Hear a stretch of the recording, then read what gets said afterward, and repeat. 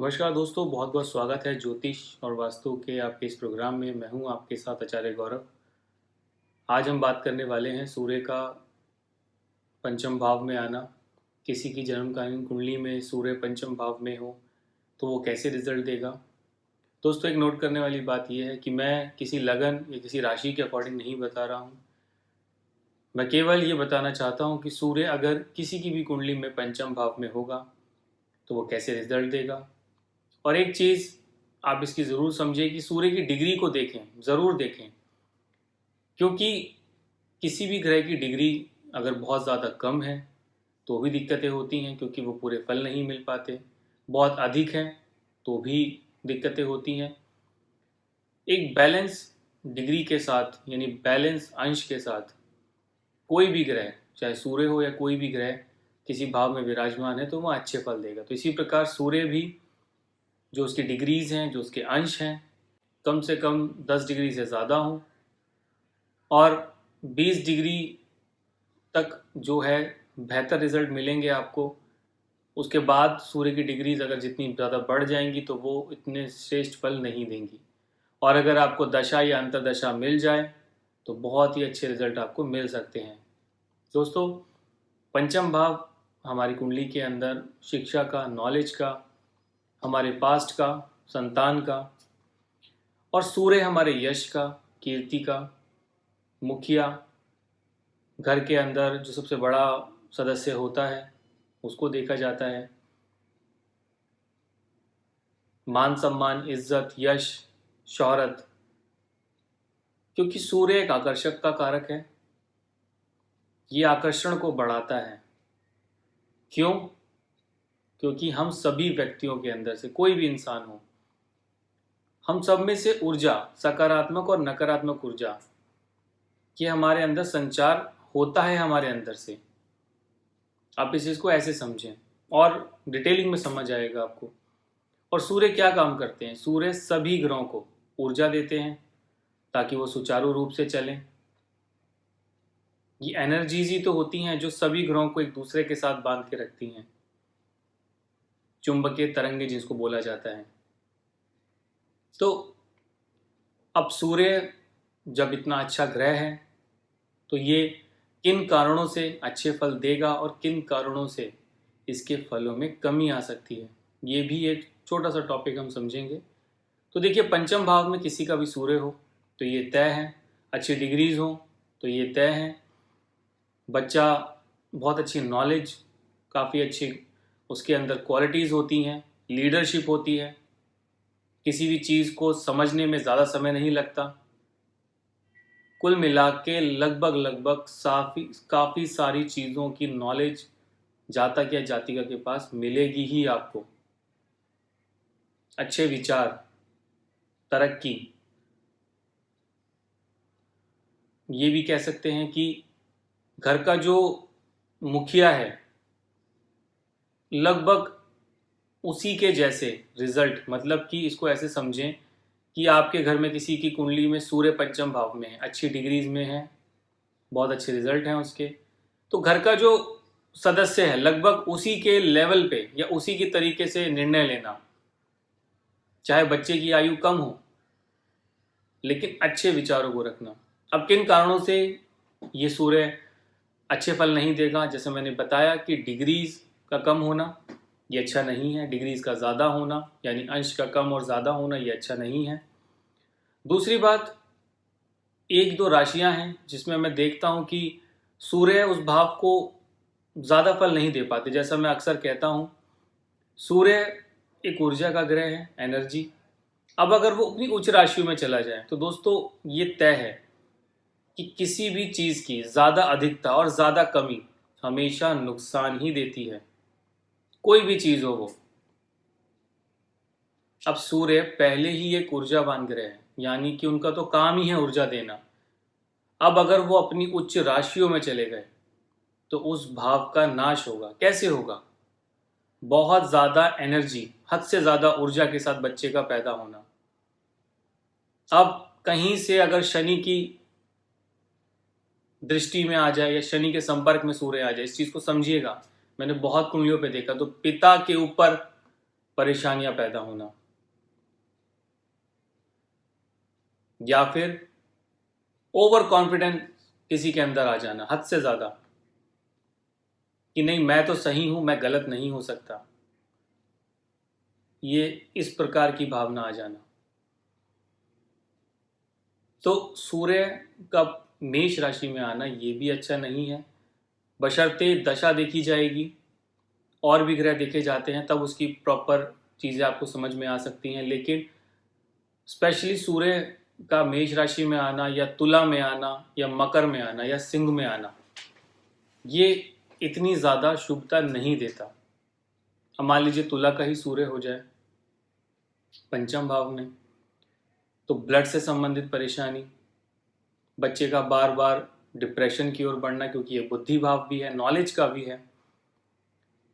सूर्य नीच का, क्योंकि सूर्य आत्मा का कारक है, और नीच का सूर्य हो जाए और चंद्रमा में पीड़ित हो जाए, तो मन के अंदर बहुत ही गलत विचार आना, हर वक्त नेगेटिविटी, अच्छे काम के लिए बढ़ना, लेकिन उसको यही सोचना कि ये मैं नहीं कर सकता, मेरे बस की नहीं है। और दोस्तों, जिंदगी एक चैलेंज ही है हर मोड़ पे, चाहे वो आप हैं, चाहे वो मैं हूं, चाहे कोई भी है इस दुनिया में, जिंदगी का नाम ही चैलेंज है हर मोड़ पे। तो उससे हमें जीतना है, कभी हारना नहीं है। तो खैर, टॉपिक से नहीं हटते, तो मेरा जो मतलब है वो ये बताने का है कि सूर्य ज़्यादा अधिक ऊर्जा का होगा तो दिक्कतें, सूर्य बहुत कम ऊर्जा का होगा। अब मान लीजिए कन्या का ही सूर्य हो, कन्या राशि आ रही हो पंचम भाव में, और सूर्य वहाँ विराजमान हो, तो कितनी अच्छी कॉम्बिनेशन ये बनता है कि आप सोच भी नहीं सकते। ऐसे बच्चे खुद अपनी ज़िंदगी के अंदर, आपको गाइड भी नहीं करना पड़ेगा ऐसे बच्चों को, थोड़ा सा बस एक बार उसकी दशा और ग्रह की डिग्री आप देख लीजिए, वो बच्चा अपने आप अपना रास्ता बनाता चला जाएगा ज़िंदगी के अंदर। अब ये तो रहा सूर्य का पंचम भाव में होना। अब अगर किसी को सूर्य बहुत ज़्यादा नुकसान दे रहा है, पंचम भाव में विराजमान है, पाप कत्री में आ गया, मान लीजिए सूर्य किसी और ग्रह के साथ युति कर रहा है पंचम भाव में, किसी भी ग्रह के साथ, या सूर्य के एक घर आगे एक घर पीछे कोई पाप ग्रह है जिसको पाप कत्री कहा जाता है, या सूर्य की डिग्रीज कम है, या सूर्य की डिग्रीज बहुत ज़्यादा है, या सूर्य नीच के हैं या उच्च के हैं, या मकर में है या सिंह में है, तो इसके लिए केवल आप क्या कर सकते हो, इसके लिए क्या उपाय है जो सबसे श्रेष्ठ रहेगा बिना किसी नुकसान के।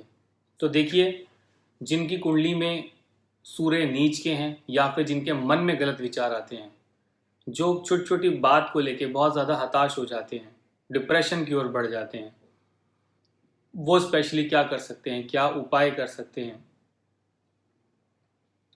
कोशिश करें कि थोड़े से तांबे के सिक्के ले लो आप, और बहती नदी में जाके उसको आप जल प्रवाह करें किसी भी इतवार के दिन। इसका रिजल्ट मैं आपको बताऊंगा कि इसका सूर्य से कैसे कनेक्शन है। दोस्तों, कुंडली भी एक तराजू की तरह है, इसको आप ऐसे समझिएगा। अगर कोई ग्रह आपकी कुंडली में अशुभ है, तो वही ग्रह आपकी कुंडली में किसी और की कुंडली में शुभता या राजयोग कारक है। कोई भी राशि आप उठा के देख लीजिए, चाहे आप मेष राशि ले लो, जरूरी नहीं कि सब मेष राशि वाले एक जैसा ही काम करें, सबके अलग अलग काम आपको मिलेंगे। स्वभाव में भी कई बार बहुत बड़ा बदलाव हमें मिलता है। क्यों, ये कैसे है? ये है हमारी दशाओं से, गोचर से। प्रत्येक शनिवार शनि मंदिर जाएं, थोड़े से गंगा जल की बूंदें पानी में डाल के ज़रूर लेकर जाएं और शिवलिंग पे चढ़ाएं, और वहीं बैठ के ओम नमः शिवाय का जाप करें, एक माला ज़रूर करें प्रत्येक दिन। जिनका सूर्य बहुत ज़्यादा डिप्रेशन की ओर लेकर जा रहा है, ये उनके लिए है। उनके मन को शांति मिलेगी, बहुत अच्छे रिजल्ट उनको मिलेंगे। एक नीम का पौधा ज़रूर आप लगाएं, ये बहुत शुभ रहेगा।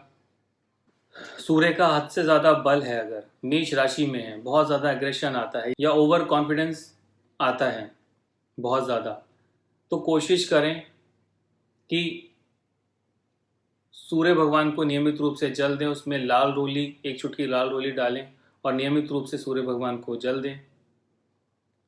और कोशिश करें कि पिता या पिता समान व्यक्ति के आशीर्वाद के पात्र बने, उनका आशीर्वाद पैर छू के घर से निकलें, उन्हें मान सम्मान दें, ये बहुत शुभ रहेगा। साथ ही साथ और आप क्या कर सकते हो जो आपके एग्रेशन को कम करेगा या आपके सूर्य की जो तेज है, जो तप है, उसको कम करेगा। और हम क्या कर सकते हैं, एक रूबी आता है गुलाबी कलर का, उसको आप ज़रूर धारण करें। रूबी एक तो जो रेड कलर का आता है उसकी बात नहीं कर रहा हूँ, उसी में एक क्वालिटी आती है गुलाबी कलर का रूबी एक होता है, उसको आप तांबे में बनवा के, उसको आप या अष्ट धातु में बनवा के उसको आप ज़रूर धारण करें। ये अपने आप आपके सूर्य का जो तेज है, जो तप है, उसे बैलेंस करेगा। जो बहुत ज़्यादा एनर्जी है उसको बैलेंस करेगा। और अगर बहुत ज़्यादा चीज़ें समझ में नहीं आ रही, परेशानी हो रही है, तो कोशिश करें आदित्य हृदय स्तोत्रम का आप पाठ करा करें प्रत्येक इतवार सुबह के समय। ये बहुत शुभ रहेगा आपके लिए, बहुत अच्छा रहेगा। और जिनका सूर्य मकर राशि में है, मान लीजिए मकर राशि उदित हो रही है, क्योंकि एक समय पे तो सूर्य बहुत उच्च के हैं मेष में, बाकी सूर्य नीच के हो गए तुला में।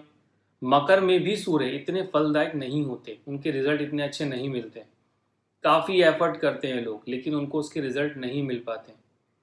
तो वो क्या कर सकते हैं, कोशिश करें नियमित रूप से, अगर पॉसिबल हो सके तो बहुत अच्छा रहेगा उनके लिए। इस उपाय को आप करें, बहुत अच्छे रिजल्ट आपको मिलेंगे। थोड़ा सा आप गुड़ लीजिए और केले, ये आप जाके बंदरों को दें, वहाँ उनको खिलाकर आएँ, बहुत शुभ रहेगा ये। और गुरुवार के दिन पॉसिबल हो सके आपके लिए, थोड़ा सा आप खीर बनाएं और खीर बना के आप ये बाहर जाके कुछ लोगों को आप ज़रूर बांट कर आएँ, जो करीब हैं, जो सक्षम नहीं हैं, उनको आप बांट कर आएँ। थोड़ी सी बना लीजिए 10-12 लोगों के लिए और ये खीर आप खिला कर आएँ बृहस्पतिवार के दिन। जो सूर्य आपके मकर राशि में विराजमान है वो बहुत अच्छे फल देने लगेंगे, बहुत अच्छे रिजल्ट देने लगेंगे। और बाकी जितने भी दर्शक हैं, अब उनके क्वेश्चंस आएंगे कि आपने आचार्य जी बाकी जो राशियाँ वहाँ उदित होती हैं, सूर्य वहाँ होते हैं, वहाँ अच्छे रिजल्ट देंगे या बुरे। तो दोस्तों, सूर्य हमेशा ही पंचम भाव में अच्छे फल देते हैं, ये फिक्स है, ये तय है। लेकिन ये भी देखना बहुत ज़रूरी होता है कि वहाँ पर कौन कौन से ग्रहों की दृष्टियाँ हैं, किस ग्रह की दशा है आपकी, सूर्य की युति किसके साथ है। मैंने केवल मेष सिंह के बारे में बताया। मेष सिंह में बहुत ज़्यादा सूर्य का बल बढ़ जाता है, मकर में तुला में बल कमी हो जाती है बहुत ज़्यादा। तो सूर्य को बैलेंस करना मैंने आपको बताया है, इसको आप बैलेंस आप कर सकते हो, बहुत अच्छा रहेगा ये। बाकी सभी राशियों के लिए जो सूर्य हैं वो एक अच्छे ही रिजल्ट देता है, क्योंकि वहाँ वो बैलेंस होते हैं। और अगर किसी की डिग्रीज बहुत ज़्यादा कम है तो उसके सूर्य के फलों में कमी आएगी, तो वो भी उपाय कर सकते हैं। इनमें से डिपेंड करता है कि आपके सूर्य पे किन किन ग्रहों की दृष्टि है, आपका क्या लगन पड़ता है, क्या दशाएं चल रही हैं, उसके अकॉर्डिंग और भी बहुत उपाय होते हैं। तो उसके लिए कुंडली का प्रॉपर विश्लेषण करना बहुत ज़रूरी है। भ्रमित नहीं होना, कंफ्यूज नहीं होना, लाइफ में अपना फोकस आप सेट रखें, आपको क्या बनना है, क्या करना है। ईजीली आसानी से ज़िंदगी नहीं जी जाती, हर चीज़ के पीछे बहुत संघर्ष होता है। हमें देखने में लगता है कि बहुत लाइफ अच्छी चल रही है, बढ़िया चल रही है, उसके पीछे संघर्ष बहुत ज़्यादा होता है। तो घबराने की ज़रूरत नहीं है, आप कांटेक्ट करके भी आप मुझसे बात कर सकते हो, मिल भी सकते हो। दोस्तों, आज के लिए केवल इतना ही। अगर ये वीडियो आपको अच्छा लगा है तो ज़रूर आप शेयर करिएगा, नहीं तो आप वीडियो पूरा देखें, जो नॉलेज आपको मिला है उसको समझें, अपनी कुंडली पे इसको देखें। और आज का वीडियो यहीं एंड करते हैं। नमस्कार।